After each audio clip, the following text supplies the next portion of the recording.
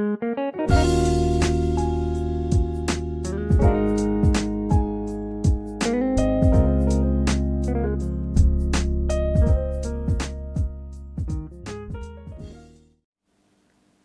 everyone.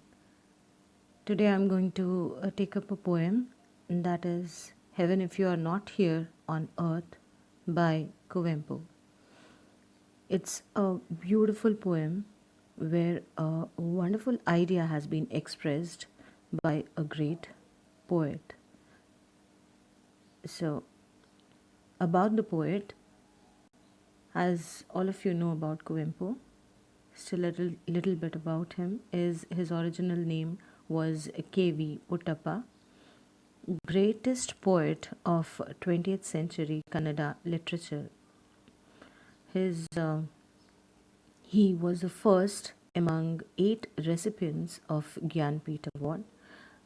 He was known as Rashtrakavi, revered, respected as Rashtrakavi, conferred with Padma Vibhushan by Government of India. So these are the great achievements that he had. He has penned Karnataka state anthem that all of you know about. Okay, so coming to the poem here, the introductory couplet are these first two lines of the poem that speak about what the poem is dealt with, or what the poet speaks about in the poem. Heaven, if you are not here on earth, where else could you be? Is what the poet says. He means to say that if heaven is not here on earth, then there can be no heaven anywhere else. As we human beings have this idea of having heaven and hell somewhere. So, according to Kuvempu, he says that the world itself, the earth itself, is heaven, or heaven can be found here. And if not on earth, then nowhere else can it be found. Okay, the first stanza says, if we ourselves cannot be gods, then there can be no gods. If we ourselves aren't heavenly nymphs, the nymphs are not elsewhere. Another beautiful stanza. He says that if we human beings can not be godlike through our actions and conduct, then there can be no existence of God.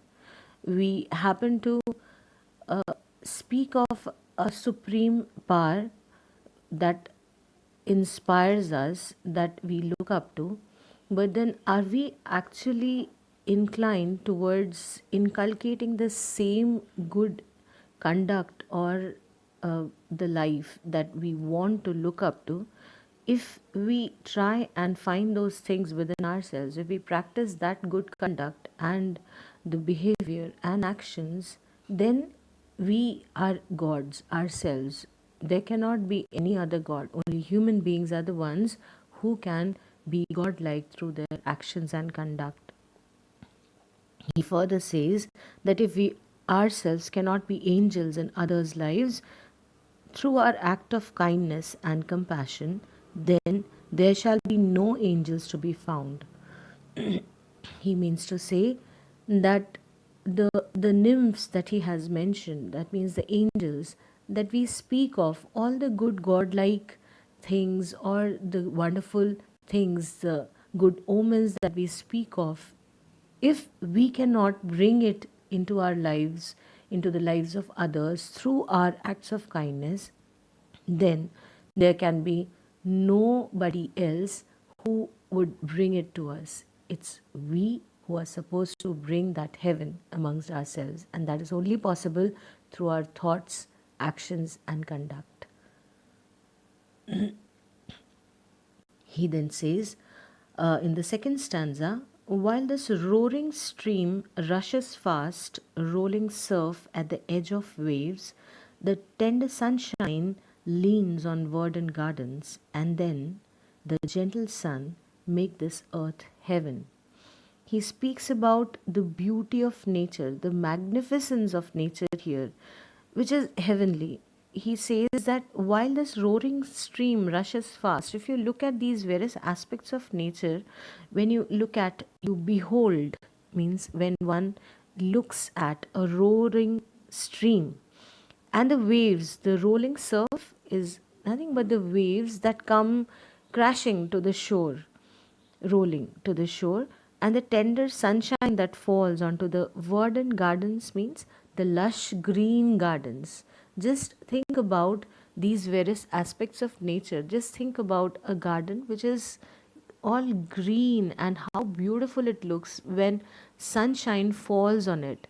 It's a beautiful sight to behold. So, where else can heaven be when you look at these things, when you look at nature in its complete magnificence?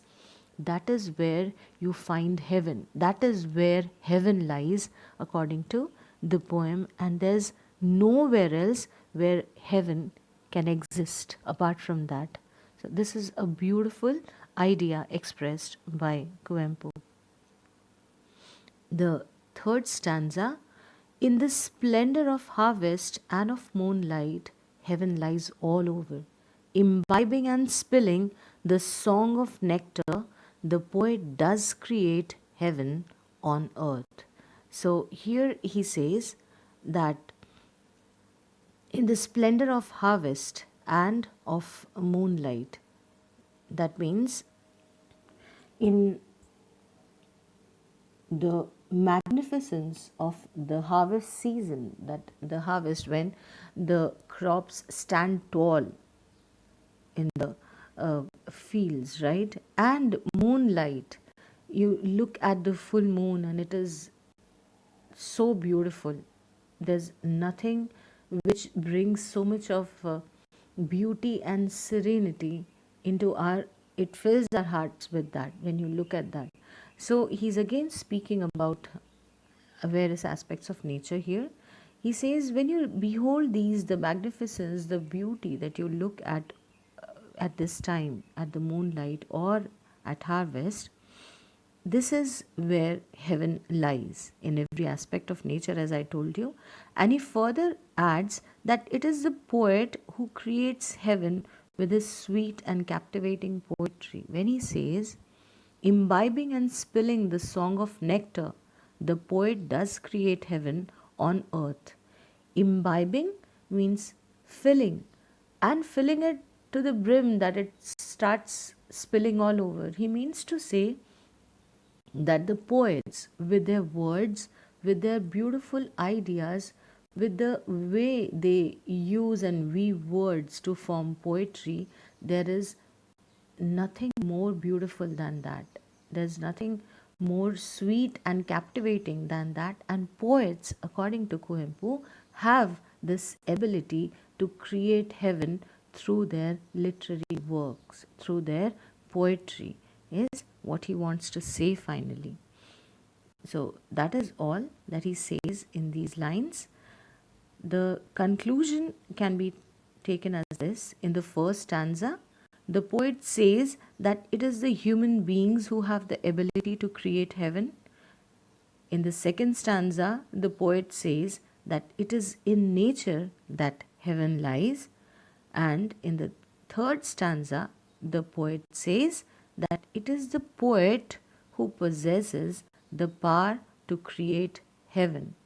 So, in just these three stanzas, he creates these beautiful idea, he weaves this beautiful idea into such wonderful words and makes us realize that how true he is in his thinking, that we human beings ourselves have the ability to create heaven, instead of running all around or thinking of a place that we have a myth in our minds. We have the ability to create heaven within ourselves, amongst ourselves. So that is what he wants to say. I hope you have understood the poem well. Just go through the video once again. Thank you. Have a good day.